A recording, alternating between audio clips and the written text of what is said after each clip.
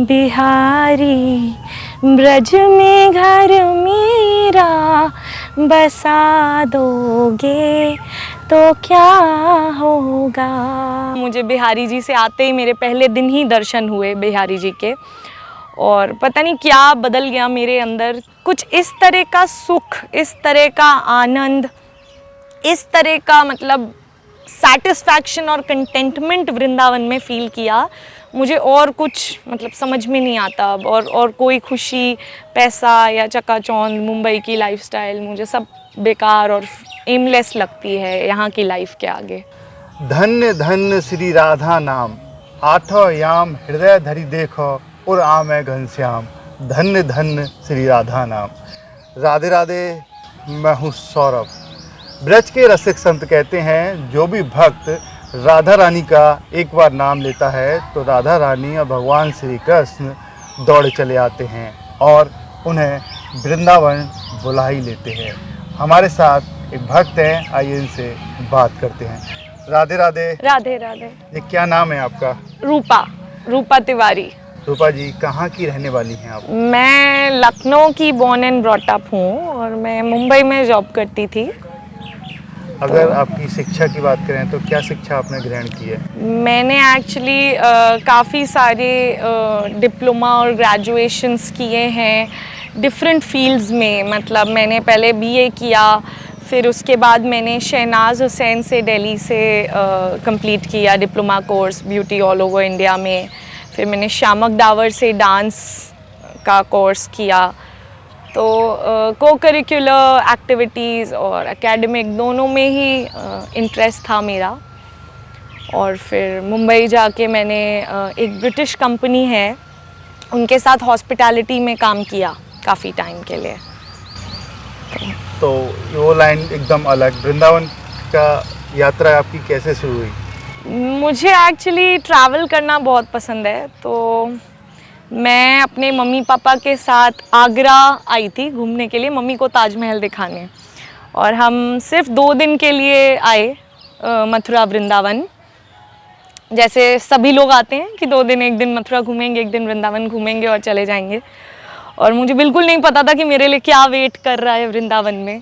और यहाँ आके मैं क्या हुआ, मुझे बिहारी जी से आते ही मेरे पहले दिन ही दर्शन हुए बिहारी जी के, और पता नहीं क्या बदल गया मेरे अंदर कि मैं 2 दिन के लिए आई थी और उसी स्टे में मैं 2 महीना रह के गई। और जब मैं 2 महीने बाद लौटी हूँ तो मेरे मम्मी पापा जा चुके थे, उनको एक पूरी तरह से बदली हुई मैं मिली जब मैं वापस लौटी। और उसके बाद मेरी लाइफ में सब बदल गया। मतलब फिर मेरा जॉब करने का या कुछ भी करने का वो नहीं रहा, इच्छा नहीं रही। मतलब कि मैं पैसे बहुत ज़्यादा कमाने हैं या लाइफ के गोल्स चेंज हो गए। मतलब मैंने कभी नहीं सोचा था, आज की डेट में मेरे जीवन का एक उद्देश्य ही बन गया है कि मैं वृंदावन में रहूं, कृष्ण कॉन्शियसनेस प्रीच करूं, गुरुदेव की सेवा करूं और भक्ति में ही पूरी तरह से अपना लाइफ स्पेंड करूं।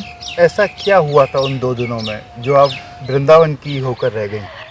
मेरी उन 2 दिनों के पहले की जो लाइफ रही है वो काफ़ी चैलेंजिंग, स्ट्रगलिंग रही।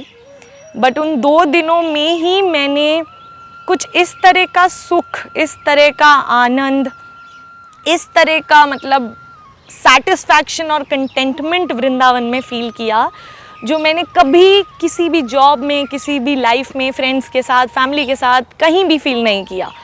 तो मुझे इतना ज़्यादा आनंद और इतना संतुष्टि यहाँ वृंदावन में महसूस हुई, इतना अच्छा लगा कि फिर उसके बाद मुझे और कुछ मतलब समझ में नहीं आता अब, और कोई खुशी, पैसा या चकाचौंध, मुंबई की लाइफस्टाइल मुझे सब बेकार और एमलेस लगती है यहाँ की लाइफ के आगे। कितने वर्षों से आप यहाँ रह रही हैं? मुझे अब करीबन 2.5 साल हो रहे हैं वृंदावन में रेंट पे रहते हुए, और मैं प्रे कर रही हूँ राधा रानी से कि वो मुझे परमानेंटली यहीं पे फिक्स कर दें। अगर ब्रिटिश की कंपनी की बात करें तो वहाँ तो एक अच्छा काम होता है, बहुत अच्छी सैलरी। बहुत। कितनी सैलरी थी आपकी? मेरी मैं डिस्क्लोज़ नहीं करूँगी बिकॉज़ कंपनी के कुछ रूल्स होते हैं। बट हाँ, एक बहुत ही लैविश लाइफ जी सकते हो आप, इस तरह की सैलरी थी मेरी। बट जब मैंने उसको कंपेयर किया यहाँ की लाइफ से, तो मुझे लगा कि मुझे वहाँ इतने पैसे कमाने के बाद भी पीस ऑफ माइंड और खुशी नहीं मिल रही है। मैं भाग ही रही हूँ जैसे किसी ना किसी चीज़ के पीछे हमेशा। बट यहाँ पे मुझे अपने जीवन में 2 ही दिनों में बहुत ही स्थिर और मतलब सुख का अनुभव हुआ। तो कंपैरेटिवली मुझे यहाँ रहना ज़्यादा अच्छा लगता है। अगर आपके खर्चे की बात करें तो कैसे खर्चा चल पाता है आपका? मेरा एक्चुअली कृष्ण बलराम के साथ भाई का रिश्ता है, और अगर शास्त्रों में देखें आप तो पहले के ज़माने में कन्याओं का खर्चा, रहन सहन, विवाह, ये सब भाई और पिता कराते थे।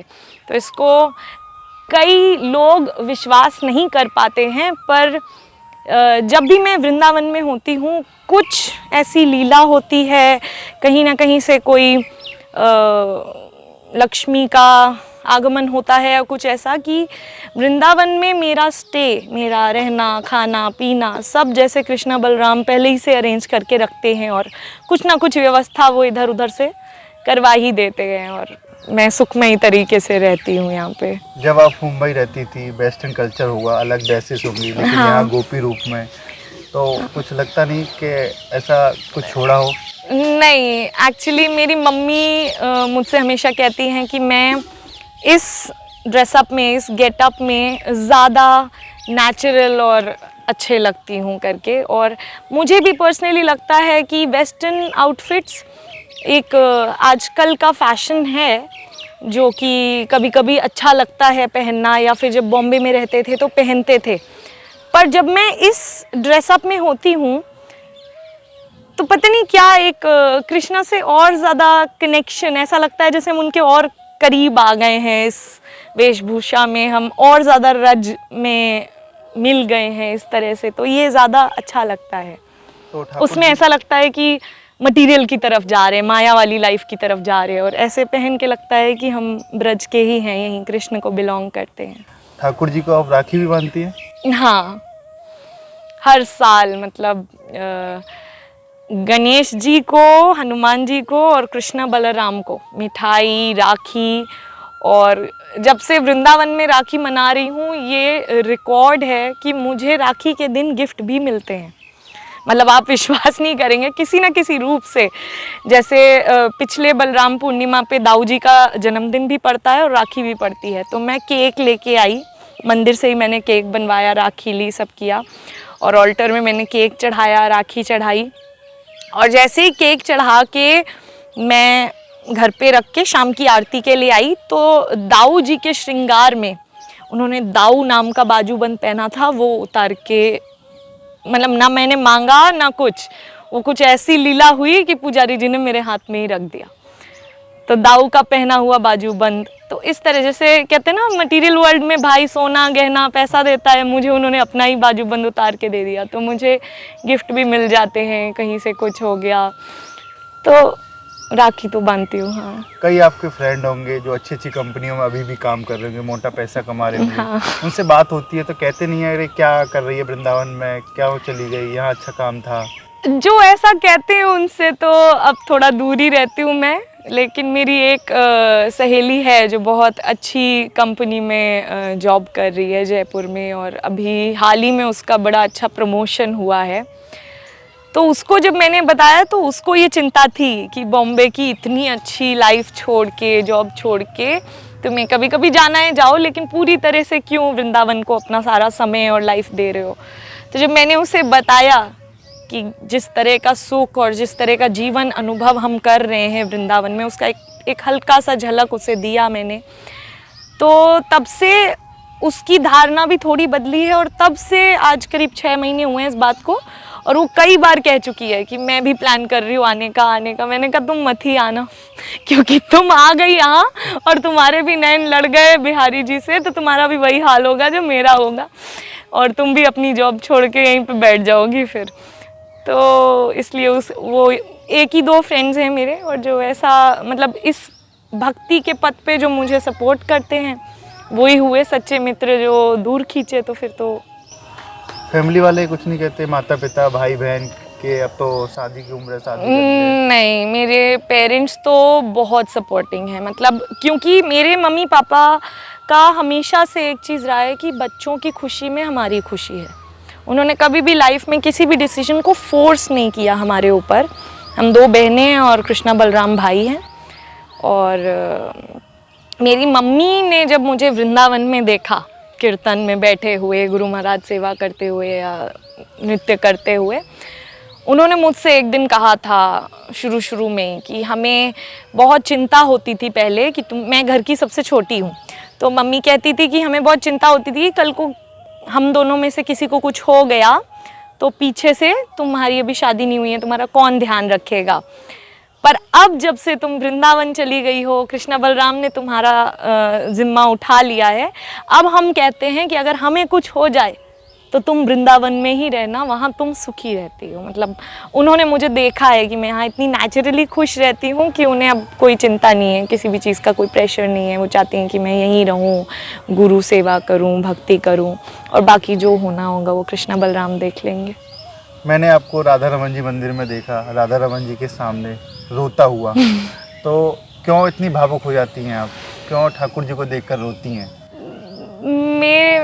मैंने कुछ सोचा नहीं था उस समय। मैं तो बस उनसे इस बार जब से आई हूँ मैं उनके दर्शन को नहीं जा पा रही थी। मतलब रोज सोच रही थी आज जाना है, पर कोई ना कोई ऐसी परिस्थिति आ जा रही थी कि मैं जा नहीं पा रही थी। उस दिन भी मैं खुद नहीं गई हूँ। वो माता जी मंदिर के बाद मुझसे बोली चलना है, और मैं उनके साथ बैठ के चली गई।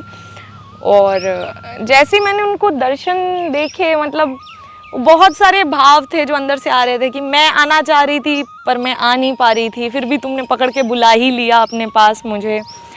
और तो मेरे मन में भाव आ रहा था उनको देख के कि जब तुम इतने कृपालु हो कि मैं आ नहीं पा रही थी और तुमने पकड़ के मुझे किसी के साथ बिठा के यहाँ बुला ही लिया और दे ही दिया दर्शन, तो फिर अभी जो मेरा चल रहा है कि मेरा अपना खुद का राधा रानी की कृपा से यहाँ घर हो जाए और मैं परमानेंटली सेटल हो जाऊँ, तो वो भी करा ही दो।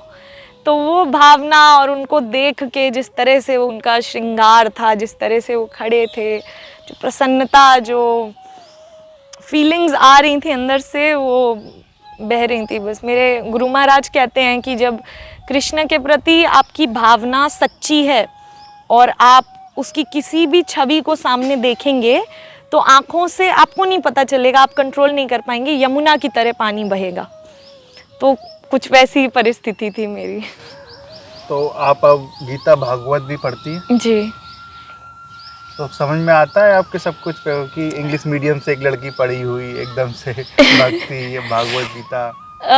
एक्चुअली स्कूलिंग भी मेरी ब्रिटिश स्कूल से ही है। लखनऊ में एक स्कूल है, अगर आपने सुना होगा, लमार्टिनिया गर्ल्स कॉलेज। उसकी 3 ही ब्रांचेज हैं, लखनऊ में, कोलकाता में और फ्रांस में। तो पूरी स्कूलिंग मेरी कॉन्वेंट, बचपन से Jesus Christ Jesus Christ Jesus Christ. और ऑनेस्टली बोलूँ, मैं जब क्राइस्ट को भी क्राइस्ट के नाम में भी कहीं ना कहीं मुझे कृष्ण दिखते हैं, क्राइस्ट, कृष्ण। और मुझे लगता है कि मतलब सब एक ही हैं, सबका नाम अलग है, रूप अलग है, लेकिन वो है एक ही पावर। और बचपन से एजुकेशन, लाइफस्टाइल सब इस तरह का था कि मैंने कभी इमेजिन नहीं किया होगा कि मैं इस तरह से कृष्ण भक्ति में आ जाऊंगी। और ये बट वो जो चाहते हैं वो करा ही लेते हैं अपने भक्त से। आप जब से मुंबई से वृंदावन आई हैं, कभी दोबारा लौट के गई हैं मुंबई देखने के कुछ काम हो या? हमारा वहाँ पे अपना घर है, तो कभी कभी बीच में मुझे जाना पड़ता है उसको मेंटेन करने के लिए, उसका देखने के लिए, जब तक उसको हम सेल नहीं कर देते। तो अभी इनफैक्ट 2 दिन पहले मैं गुरु महाराज भी मुझसे सेम सवाल पूछ रहे थे कि if you buy a house here in Vrindavan will you miss Bombay. तो मैंने उनसे भी यही चीज़ बोली थी कि जब मैं मटेरियल माइंड से सोचती थी और मैं शुरू में बॉम्बे गई थी, तो मैं बहुत एक्साइटेड थी कि बॉम्बे जैसी हैपनिंग सिटी में मैं लाइफ जीने जा रही हूँ, रहने जा रही हूँ। और हमारा वहाँ पे खुद का फ्लैट है, तो जो विंडो है, विंडो से व्यू पूरा बिल्डिंग्स का, बॉम्बे के उसका लाइफ का है। तो मैं हमेशा शाम को ऑफिस से आने के बाद खिड़की पे बैठ के काफ़ी टाइम स्पेंड करती थी और बहुत लाइक करती थी उस बॉम्बे के व्यू को। बट जब से मैं वृंदावन आई हूँ और उसके बाद जब मैं बॉम्बे गई हूँ, उसी खिड़की पे बैठ के ऐसा शायद ही कोई दिन होगा जिस पे मैं या तो उदास नहीं हुई हूँ या रोई नहीं हूँ कि मैं क्यों हूँ यहाँ। मतलब एमलेस है अब मेरा बॉम्बे में होना, क्योंकि यहाँ के लोग, यहाँ का लाइफस्टाइल कुछ भी अब मेरी सोच से मेल नहीं खाता। और मैं मम्मी को कॉल पे भी बोलती थी कि मम्मी यही खिड़की जो मुझे खूबसूरत लगती थी, जहाँ बैठ के मैं घंटों टाइम स्पेंड करती थी, अब वही खिड़की मुझे ऐसा, मतलब ग्रिल जो है वो ऐसा लग रहा है जैसे एक पिंजड़ा है जिसमें मुझे ज़बरदस्ती बंद किया गया है, और कब मैं यहाँ से छूटूं और पूरी तरह से वृंदावन में वास करने लगूं। तिलक भी वहाँ लगाया था, आप गई थी तब? हाँ हाँ। तो कोई टोकता नहीं है, पूछता नहीं है क्या लगा रखा है?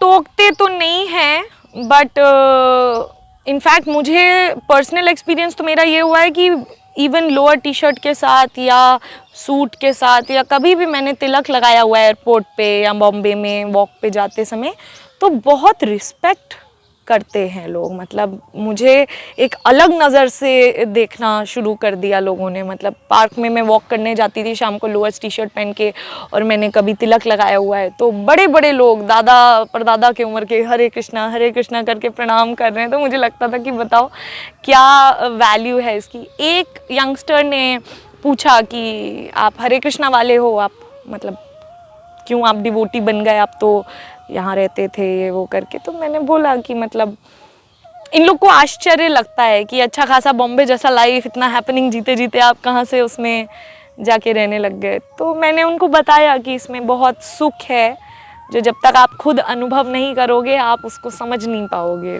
तो जब से आप वृंदावन रह रही हैं, ऐसा कोई किस्सा जो आपके साथ घटित हुआ हो, ठाकुर जी ने किया हो, जो साझा करना चाहती हैं, ऐसा कुछ कभी हुआ है?